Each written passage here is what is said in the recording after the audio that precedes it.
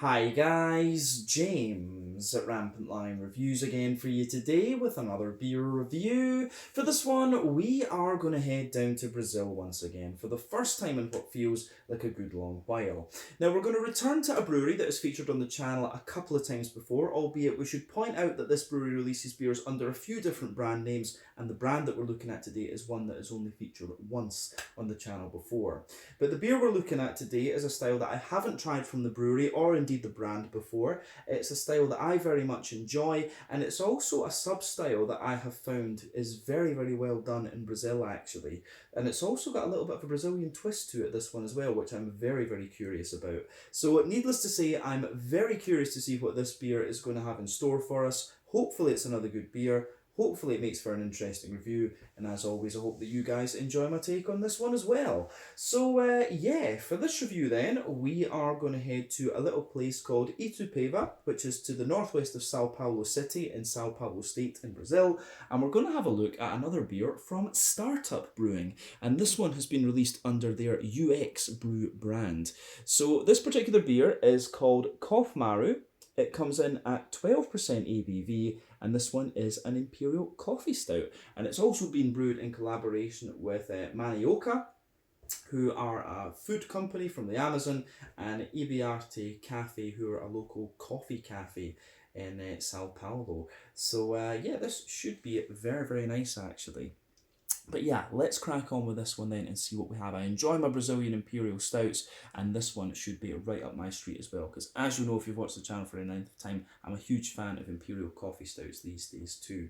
So yeah, as always with my reviews then, I'll tell you a little bit about the brewery before we taste the beer. If you want to get straight to the tasting though, just fast forward. All the usual links are in the video description below. That's the brewery website, the link to my other reviews that I've done, both from Startup Brewing and from the UX Brew brand. You'll find 2 links down there in the video description for that. But there's all the usual social media down there. If you want to see more reviews, do please consider subscribing to the channel. The support you give is massively appreciated.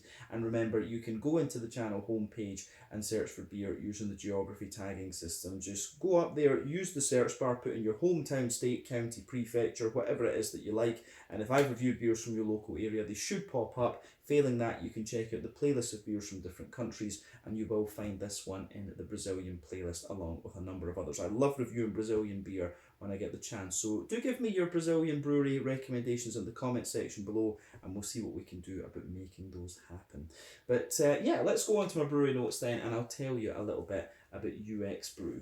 So UX Brew is one of the brands of beer produced by Startup Brewing, along with Cerveja Unicorn, Cerveja Avos, and Juan Caloto. So this brewery though, Startup Brewing, is based in the Itupeva district in São Paulo in Brazil, and the company was founded by Andre Franken and Andre Kunrat back in 2016. So the two worked together in the tech sector, and they actually met as colleagues back in 2012, and they found that they had a common interest in beer, and then they started to homebrew together as a bit of a hobby. But they started to produce beer as a gypsy brewery in the early days, and then they constructed their own brewery in Itupeva, which opened in June of 2018. So the brewery has the capacity to brew around 120,000 litres of beer per month, and they've been gradually working up to that over the last few years. These guys, as I say, have a few different brands of beer. From what I remember, Juan Caloto is mainly kind of sour beers and things like this. The UX Brew, the last beer we had from these guys was New England Hazy IPA, but of course they've got Imperial Stouts in there, and the Cerveja Unicorn and Cerveja Avos beers. I think those are, you know, different kinds of lagers and different types of pale ales and stuff like that, if memory serves me correctly. So the more adventurous beers from what I've seen are released under the UX Brew brand and also the Juan Caloto brand. But as of February 2023, when it comes to UX Brew, they've released around 55 different kinds of beer according to Untappd, and that number will no doubt increase over the next little while. But yeah, that is all I can really tell you about Startup Brewing and the UX Brew brand for the moment. But if you want to learn more about these guys, you can of course check out the brewery website. You can follow them on Facebook and Instagram to keep up to date with all the latest goings on, and you can check out the Rate Beer, Untappd and Beer Advocate pages to learn a little bit more about all of the different beers that these guys have done. So yeah, let's go on and have a little look at the beer itself.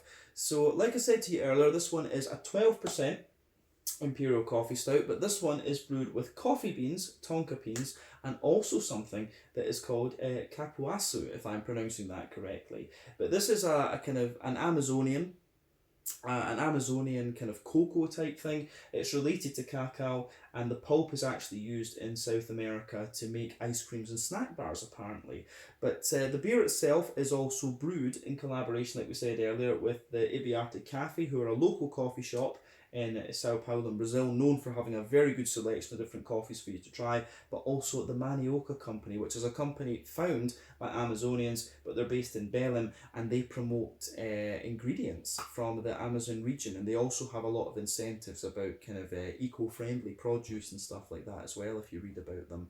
But yeah, I'll try to remember to put the links to these two companies in the video description for you as well, and you can have a little look. But obviously that is where the it'll be Manioca who are supplying the capuaçu for the beer, and it'll be Ibiarte Cafe who are producing the coffee and roasting it and all this kind of stuff.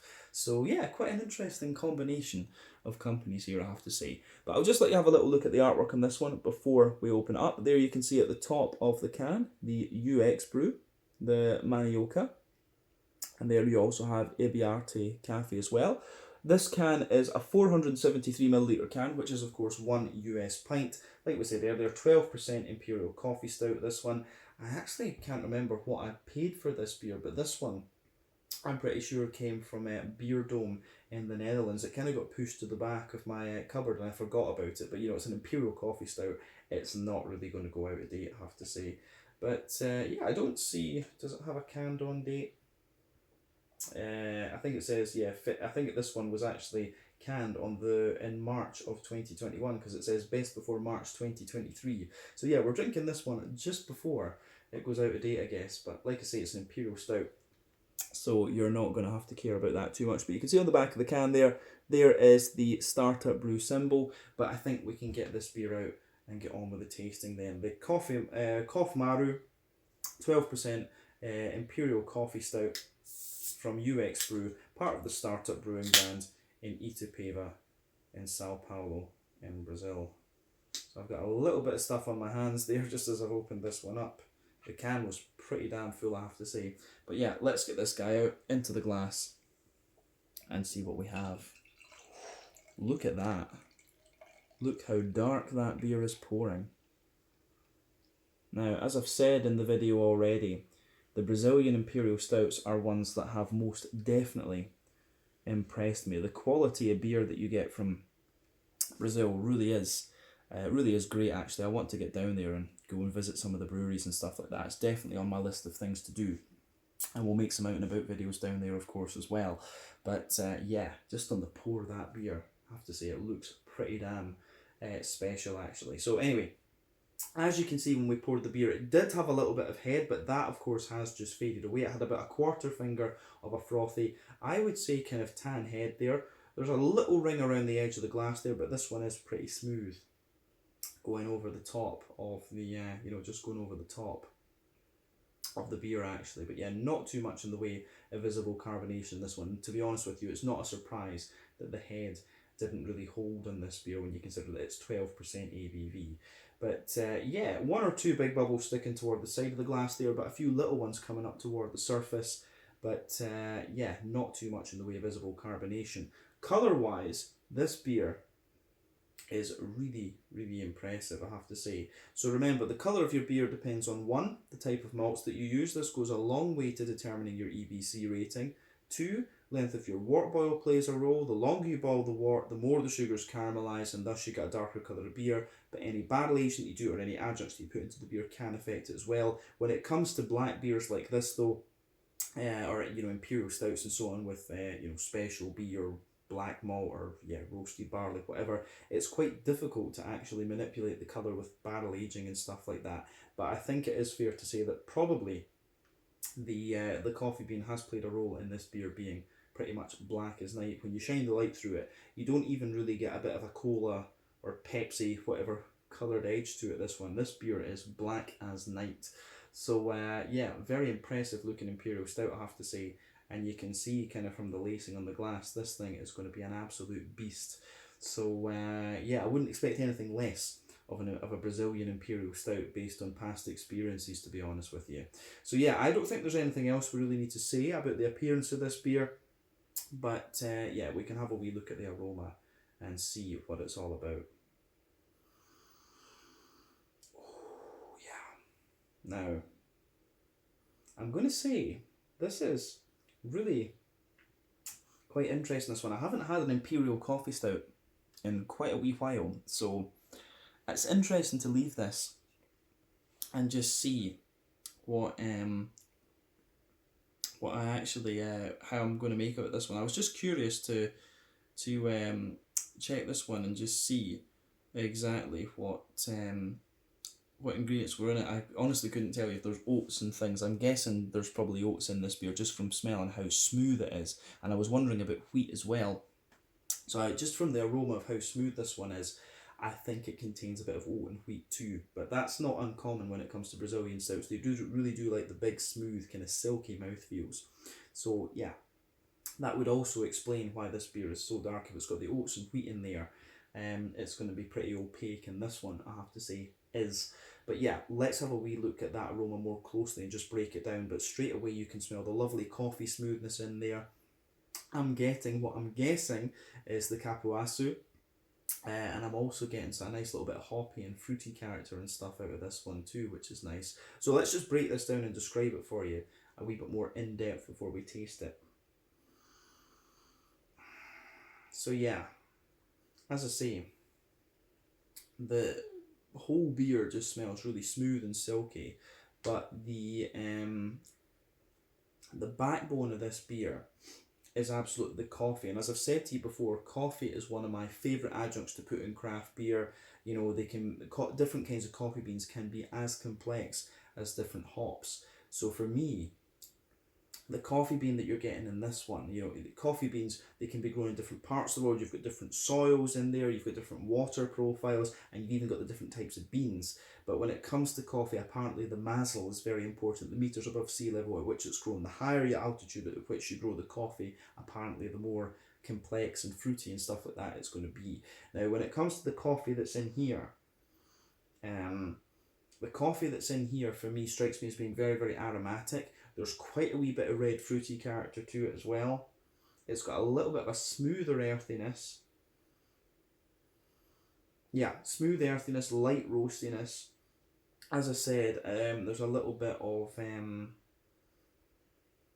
quite a bit of aromaticity to it. And you've also got that red fruity notes.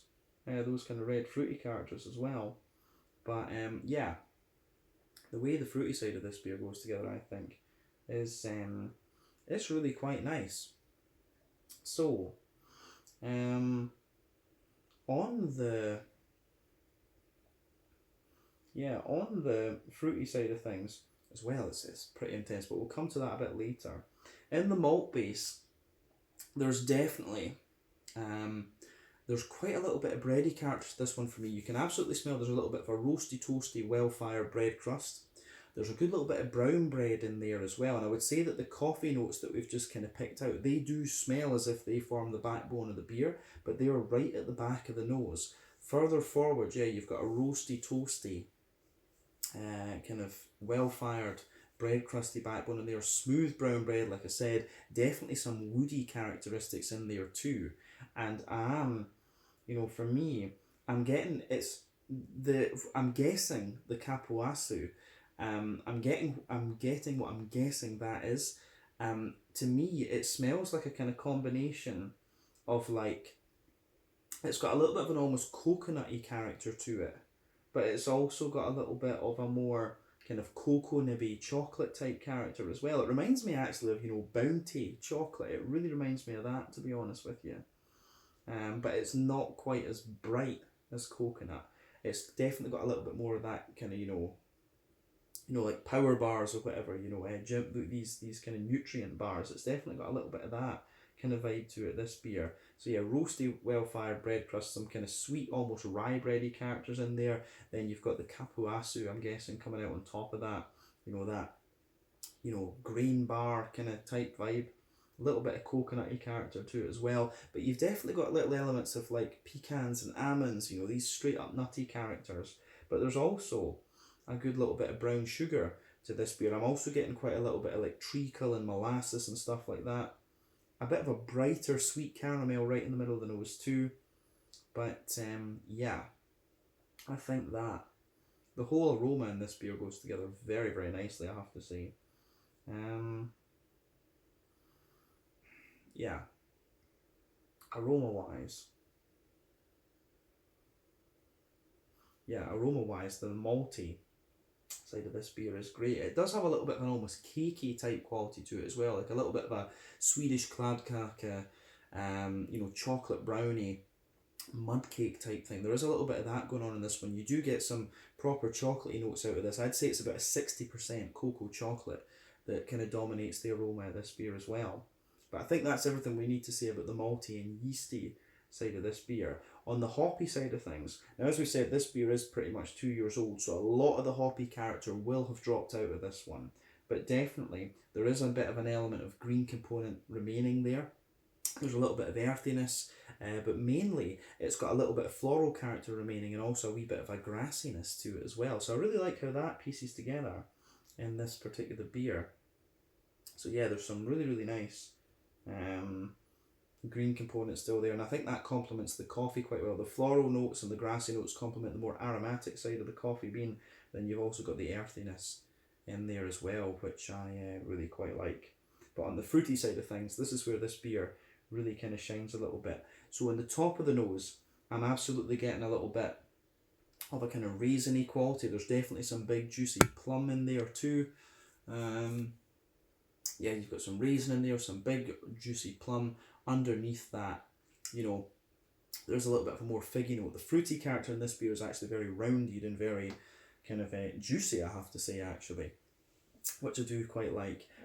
So yeah, raisins, plums, figs. I'm getting a little bit of a datey and sultana, you know, in there as well. It kind of mixes in with the cake a little bit, but you've also got some blackberries and black currants too. But the fruity character in this beer, I have to say, is absolutely lovely. So it gets a big thumbs up from me, actually. Yeah, aroma wise, this is pretty damn nice. So yeah, I think we've said everything we need to about the aroma of this one, and I'm just very, very curious to try it. So as I always say, take a bit of time to enjoy the aroma of these beers before you get stuck into them. But I think now is the time to taste this one. So yeah, this one is the Coffmaru from the UX Brew brand by Startup Brewing in Itupeva in São Paulo in Brazil. A 12% Imperial Coffee Stout with tonka beans. Yeah, we haven't actually really mentioned the tonka beans in the aroma, so they take a bit of a backseat, we'll have to say that. But you've got tonka beans in here, you've got coffee beans, and you've also got a little bit of capuaçu as well, which I've never heard of before. And this is what makes Brazilian craft brewing so interesting. There's lots of random fruits and stuff down there that we've never tried before up here in Europe. So yeah, let's get stuck into this one then. Sláinte, skål, cheers.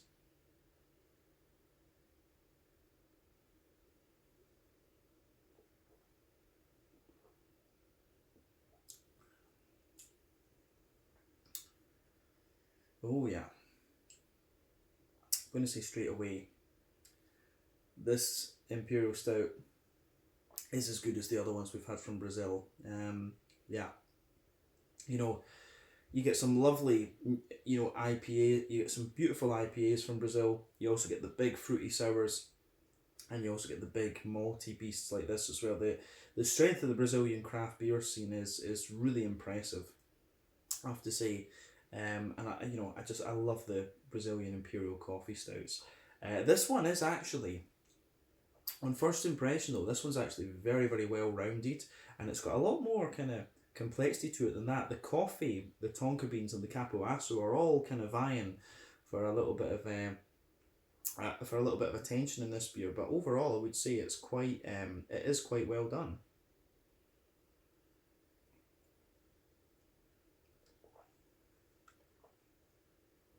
Yeah. So yeah, flavour wise, this is nice. We'll get the rest of it out. into the glass. There you can see the head on this one there, very, very dark tan head. But that is going to fade away very, very quickly, I have to say. So yeah, I do like how that goes together.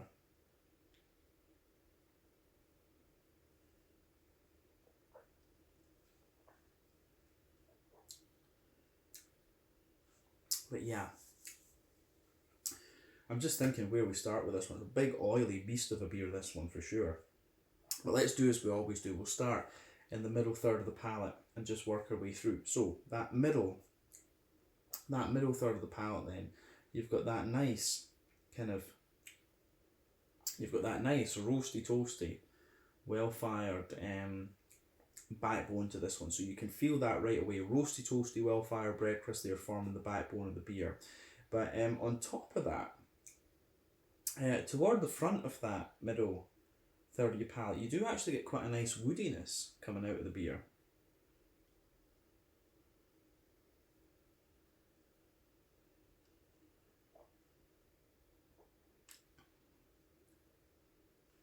So yeah, you've got quite a nice woodiness coming out of this beer. So yeah, roasty toasty, well fired bread crust in the base there. As I say, a little bit of woodiness further forward.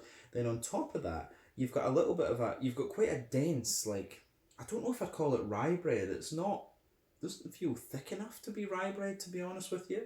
But there is a sort of very dense, heavy brown bread in this one, which I quite like.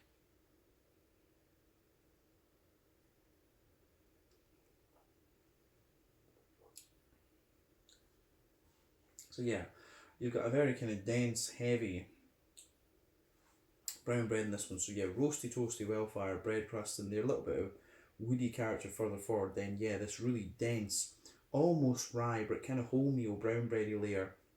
Then you can feel there's a slightly lighter layer of kind of brown bread above that, and then above all of that, you're starting to get you can feel some of the sort of, you've got another layer that's kind of like the fibrousy notes of the it is kind of like the fibrousy notes of the tonka beans that sit there. And the tonka beans, I've always found that tonka beans give you this kind of almost vanilla type flavour in there as well. So you do have this little element of vanilla in that layer above the kind of lighter wholemeal brown bread. You can feel there's just this little bit of vanilla-y note within the fibrousy character from the tonka beans.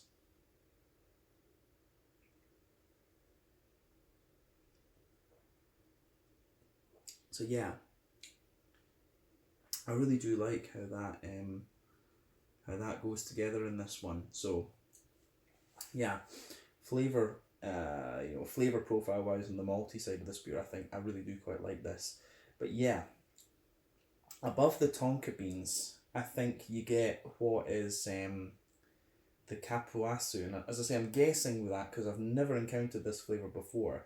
But above the tonka beans, although in fairness, when the flavour develops and moves into the aftertaste, it almost feels as if it's kind of infused into the two bready layers that I was talking about.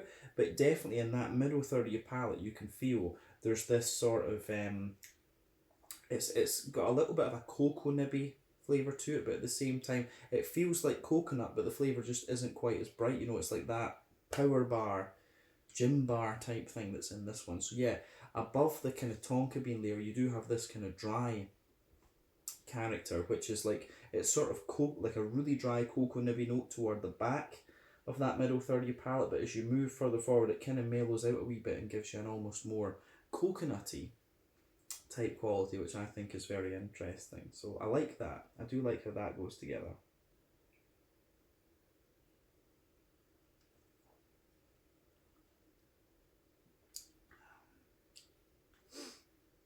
But yeah, the fruity character in this beer, I think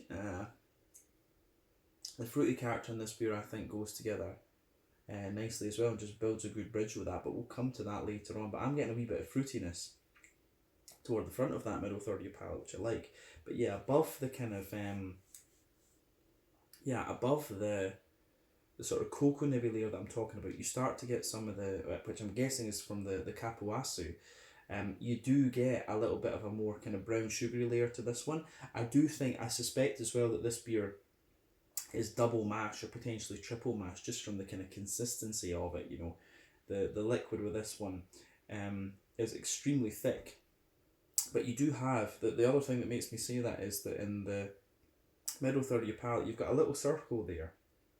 So you have this little circle in the middle third of your palate, and you can feel the base of it. There's a little bit of a kind of leathery brown sugar. Then above that, there's a little bit of a more kind of toasty brown sugar, and a wee bit of a more oily thing in the middle of your palate. So you have got a wee bit of that straight up treacle molasses in there, a bit of toasty brown sugar, and then a bit of a more leathery one underneath as well. So yeah, I do really quite like how that goes together.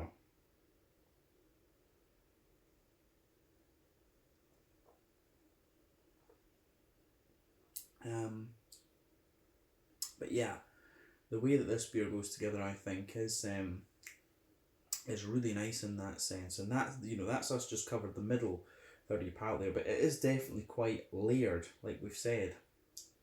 The only thing I would maybe change about what I've said, having drank a little bit more of the beer, is that maybe that really dense brown bready layer I was talking about in the base, it actually feels a little bit more like kind of cakey and spongy. It kind of dries out a wee bit, but also densifies the further into the aftertaste you go. So I do like, as I say, I do like how this all goes together. It gets a thumbs up from me in that particular regard. But yeah, I do like that. But let's go on and have a wee look at the other areas. We haven't mentioned the coffee beans in this one yet. And for me, the coffee beans are kind of, they're sort of coming round together at the back, you know, in that border region between middle and back third of your palate. You've got that nice kind of bready build up in there, and that's where the coffee bean is kind of sitting in this one. So like I said, the coffee bean is really interesting in this one.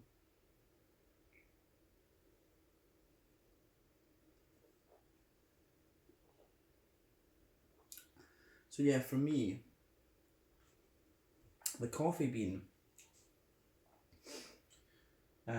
it's quite, as I say, it's in that border region, but the coffee bean has quite a little bit of aromaticity to it. It's got a bit of, it does, the earthiness is a little bit drier than I was getting from the aroma as well. So there's a wee bit of dry earthiness in there. You've got a nice little bit of a, you do have a really nice kind of bright floral aromaticity to it, but there's also a wee bit of a red fruity note in there, like a little bit of a plummy type quality as well. You're getting all this from the coffee bean, just in that border region between mid and back third of your palate. So yeah, the coffee beans in this one are quite nice. They just add it. They're not. They kind of add a bit more depth to the beer and just give it more complexity rather than dominating the flavour, if that makes sense. But yeah, let's look at the back third of the palate and see how everything goes. So yeah, you've got that roasty toasty. You've got that roasty toasty, well fired backbone in there, absolutely. Then above that, you've got a more, you can feel the kind of, there's a bit of a woody, like a dry woody layer in there too, which comes out a little bit more again the further you go into the aftertaste. Above that, you've got a more kind of light, spongy, sort of cakey layer. As I was saying, that base layer becomes a little bit more spongy and cakey in my mind the more I drink of the beer. Then above that, you've got the more light, wholemeal, brown bready type character as well. And above all of that, you've got a little bit of a more, just kind of coffee bean type quality in there as well. So you can feel those dry coffee bean notes going above that too. So yeah, I really like how that goes together in this one.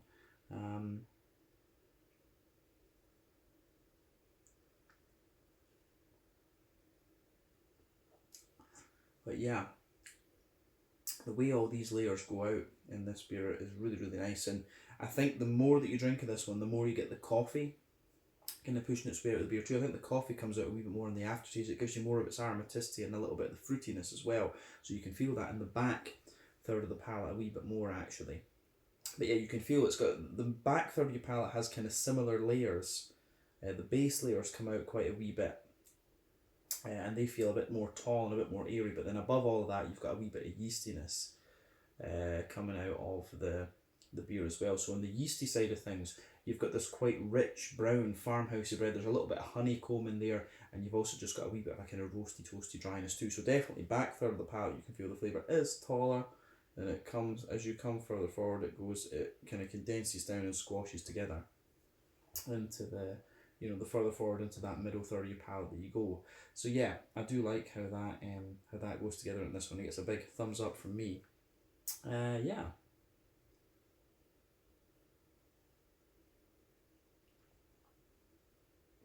So I think that covers the malty and yeasty side of the beer. On the hoppy side of things then, like I said, most of the green component will have dropped out of this beer. But yeah, you've got on the sides of your palate, but you do still have a little bit of green component there. Back corners of the palate, there's definitely a wee bit of earthiness in there. As you move further forward, the herbal character is there, and it's very smooth as you push toward the front kind of corners of your palate, but you also get a little bit of that floral aromatic kind of thing as well at the front corners of your tongue, and then round the front curve of your palate, the beer is definitely a little bit lighter and a wee bit more kind of grassy and things too. So yeah, you do you can feel quite a bit of the hoppy character has dropped out of this one, but it's still quite smooth, and there are the remnants of that there. But I think that's everything we need to say about the green component of the beer. Let's focus on the front third of your palate and the fruity side of things then. So the border region between front third and middle third of your palate, again, you get a little bit of a kind of build up in there. It's kind of like a chocolate cakey sort of thing, like a spongy chocolate cake type quality.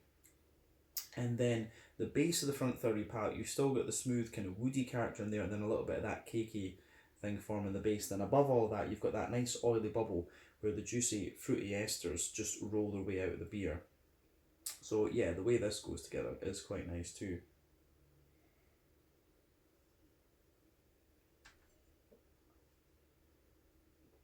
But yeah, the fruity side of this beer is really nice and oily and sweet and things. I really do like how that goes together. So the fruity character for me, if you go to the back half of that front third of your palate, definitely some raisiny sharpness up there, big juicy oily plums, and then underneath that, it's got raisins, plums. Underneath that, there's a little bit of a pruny and datey kind of dryness in there. You do have a little bit of that, but then as you move into the middle of that front third of your palate, it's very figgy. You've got those big oily figs, and then as you reach the middle of that front third of your palate, you do have a little bit of a more, I would say, you've got a little bit of a more, you do get a bit, the fig is there, but then you've got a bit of blackcurrant, then you've also got that more oily blackberry just on top of it. But the further into the aftertaste you go, you do get more of the kind of datey and sultana-y type character coming out of the beer too. But yeah, the fruity side of this one for me is, yeah, the blackberry lingers there, but the plum and the raisin lingers there too. It's actually quite a sharp and wet fruity character coming out of this beer, but it's lovely. So yeah, all in all, beautiful, beautiful beer, this one, and definitely in keeping with the standard I would expect of these Brazilian Imperial Coffee Stouts. But yeah, I think that's everything we need to say about the flavour of this beer. Let's round off with a wee quick look at the mouthfeel. So for me, definitely full-bodied, mid-range to top-end of full-bodied, as we would expect from the Brazilian Imperial Stouts. These beers are always, thick as fuck, to be honest with you. Is a good way to describe it. Very, very silky mouthfeel, very smooth carbonation.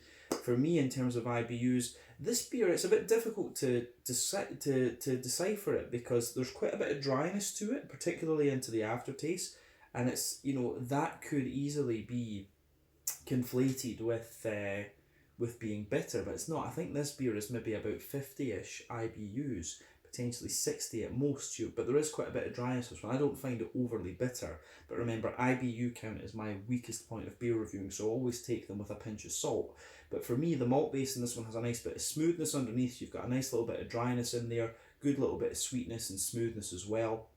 You've also got the big oily fruity character to this one, and you have a little bit of hoppy bitterness too. But all in all, a beautiful, beautiful beer, this one.